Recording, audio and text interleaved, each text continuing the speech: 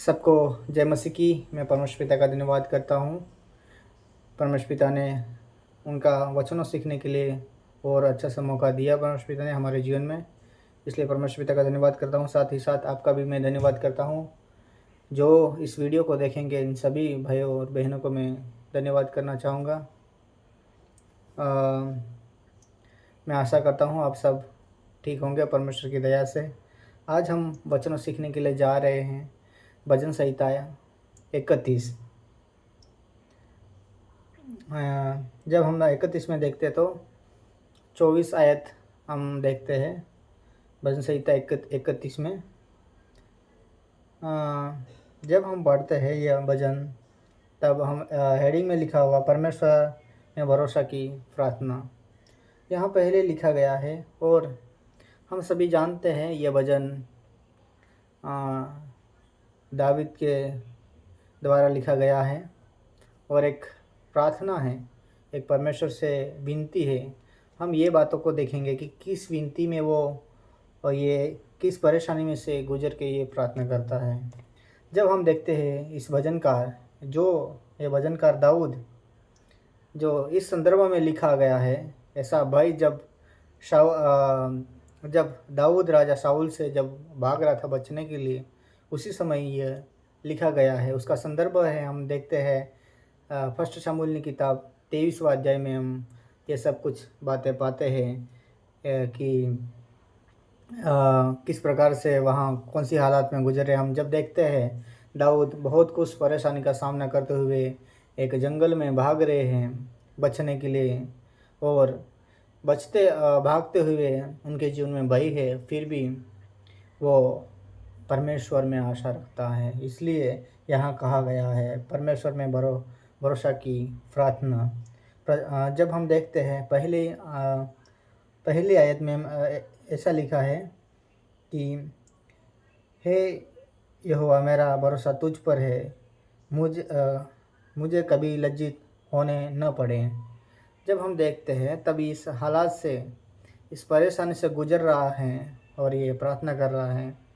और जब यह एक छुटकारे के लिए प्रार्थना करता है, जब इस वचन को परमेश्वर पर दृढ़ और विश्वास प्रकट किया गया है, परमेश्वर विश्वास योग्य है करके यहाँ पे यह भजन संहिता प्रकट करता है। उसी समय भागते हुए ये लिखता है, हे यहोवा, मेरा भरोसा तुझ पर है, तू मुझे कभी लज्जित होना न पड़े करके जब लिखता है। जब हम देखते हैं इस भजन को, जब मैंने उसका 4 भाग किया है। पहला भाग यह है, तू मेरा शरण स्थान है। भजन 31 1 से लेके 8 तक, तू मेरा शरण स्थान है। पहला पद सीधे सा बताता है, तू मेरा शरण स्थान है। जब हम देखते हैं, जब भागते के समय भजनकार अपनी शरण की खतरे का वह सामना करते हुए वो परमेश्वर को बोलता है कि तू ही मेरी चट्टान है, तू ही मेरा शरण स्थान है करके बताता है। तो यहाँ पे ये भजनकार एक खतरे में, मुसीबत में सामना करते हुए ये सब कुछ बातें बता रहा है और ऐसा प्रार्थना कर रहा है। जब हम पढ़ते हैं और 5वां आयत में लिखा है, मैं अपनी आत्मा को तेरे ही हाथ में सौंप देता हूँ। हे यहोवा सत्यवादी ईश्वर, तूने मुझे मोल लेकर मुझे मुक्त किया है।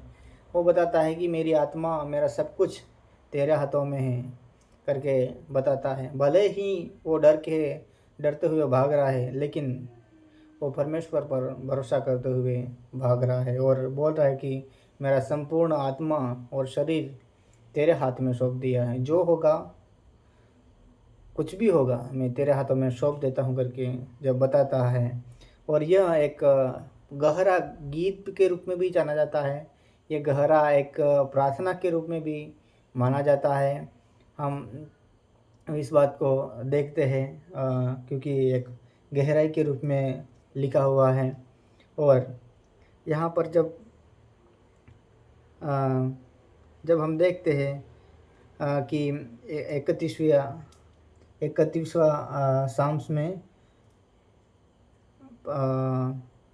तीसरी आयत में, क्योंकि तूने मेरे लिए चट्टान और मेरा गढ़ है, इसलिए मैं अपने नाम के निमित्त मेरी अगुवाई कर और मुझे आगे ले चल।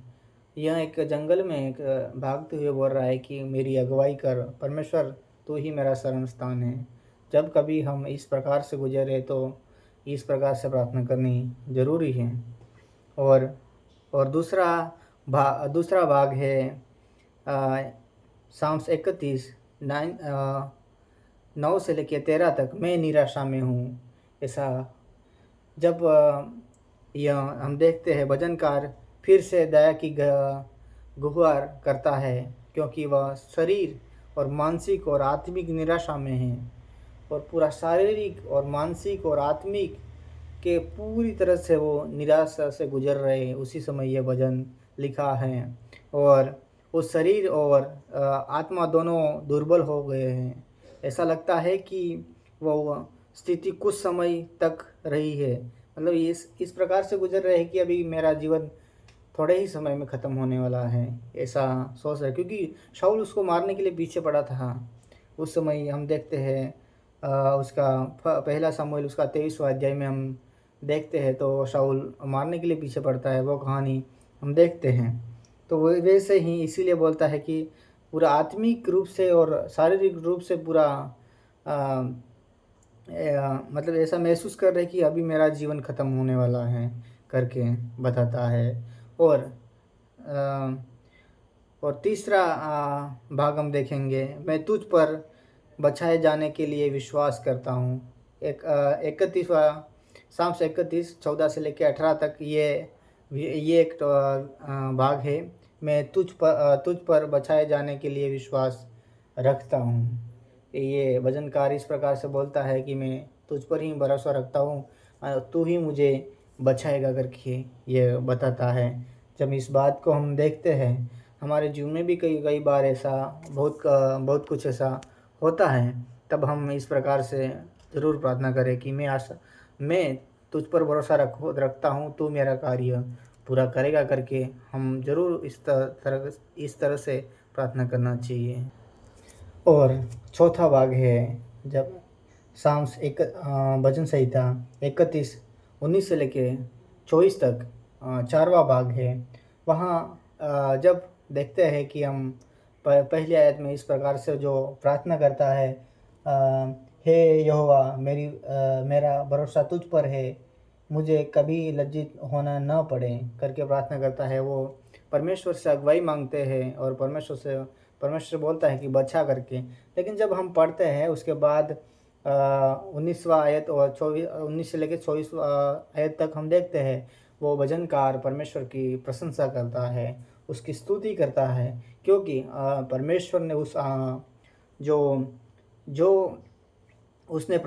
विषय के लिए प्रार्थना किया था वो विषय का उत्तर परमेश्वर ने दिया है। इस प्रकार से इसी कारण की वजह से वह परमेश्वर को इस तरह से प्रकट करता है, तू ही मेरा शरण स्थान है। और इस प्रकार से और फिर दूसरों की भी ये बोलता है, मतलब इस प्रकार से इनवाइट करता है, आमंत्रित करता है कि जो परमेश्वर की शरण लेता है वो बहुत बड़ी आशीष पाएंगे करके बताता है। और भजनकार अपने विश्वास की गवाही को देते हुए घोषणा करता है, इस प्रकार से घोषणा करता है कि तो ही मेरी शरण स्थान है करके बताता है। और इस भजनकार विश्वास योग्यता लोगों को उपदेश देते हुए कहता है कि प्रभु से प्रेम करो। यह पहली और महान आज्ञा है। हम प्रभु से प्रेम करें, वो पहली और महान बहुत बड़ी महान बोल सकते हैं ये आज्ञा कि प्रभु से प्यार करो। प्रभु से प्यार करो का मतलब ये है कि परमेश्वर ने जो दिया हुआ आज्ञा को हम पालन करें, उसका उल्लंघन न करें, परमेश्वर के आज्ञा को पालन करें करके यह बताता है। इस प्रकार से हम उसके बारे में उसको परमेश्वर को प्यार कर सकते हैं।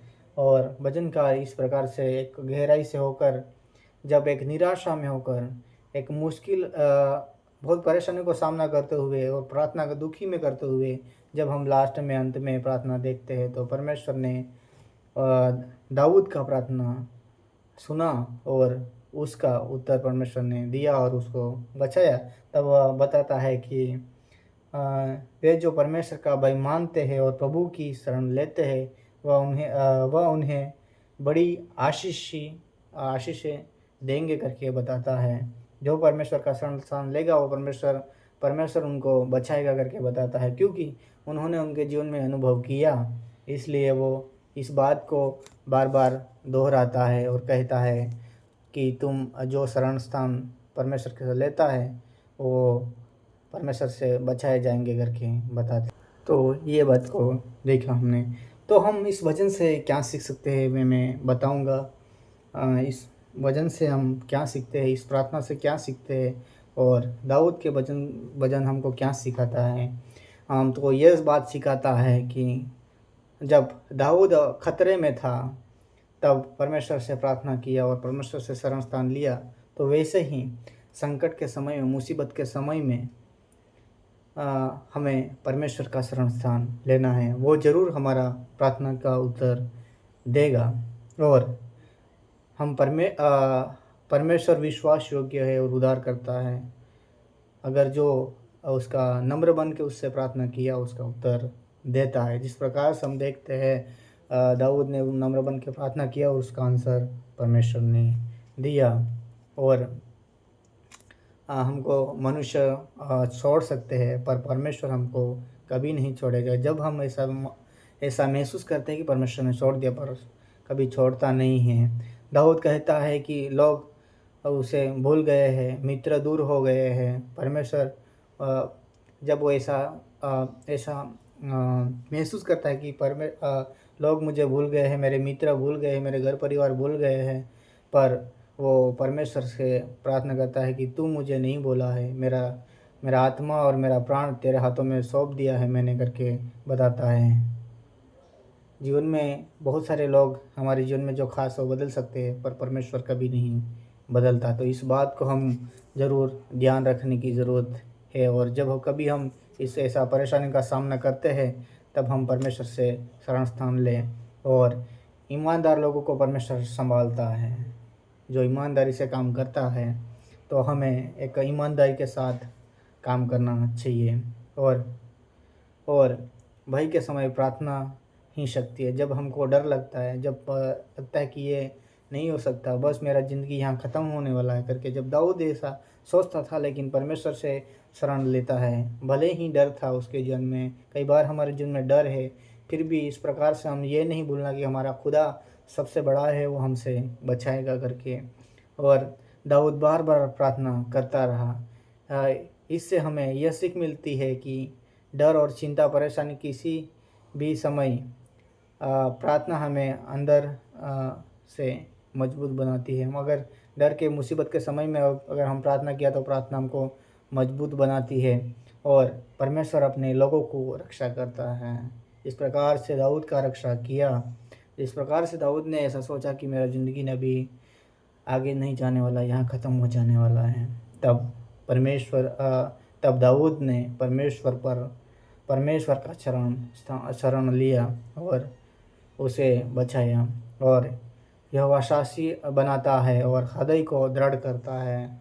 और इसका अर्थ यह है कि ईश्वर हमें सिर्फ बचाता ही नहीं है बल्कि हिम्मत और ताकत भी देता है, जिस प्रकार से दाऊद के जीवन में दिया।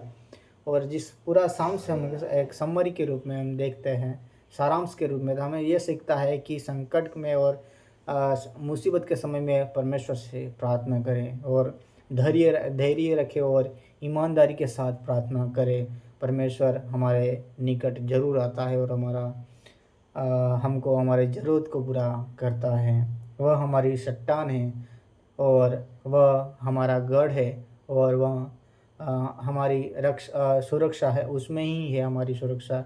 इसलिए हमें डरना नहीं चाहिए, ना हार माननी चाहिए, पर परमेश्वर पर भरोसा रखते हुए आगे चलना चाहिए। हमारे जीवन में परेशानी मुसीबत आते रहेंगे, लेकिन एक बात नहीं भूलना है, हमारा खुदा सबसे बड़ा है। इसलिए इस बात को याद रखते हुए आगे बढ़े। और मैं आशा करता हूँ आज बहुत कुछ सीखे होंगे इस वचनों के द्वारा। परमेश्वर आपको बहुत ऐसे आशीष करें। आमीन।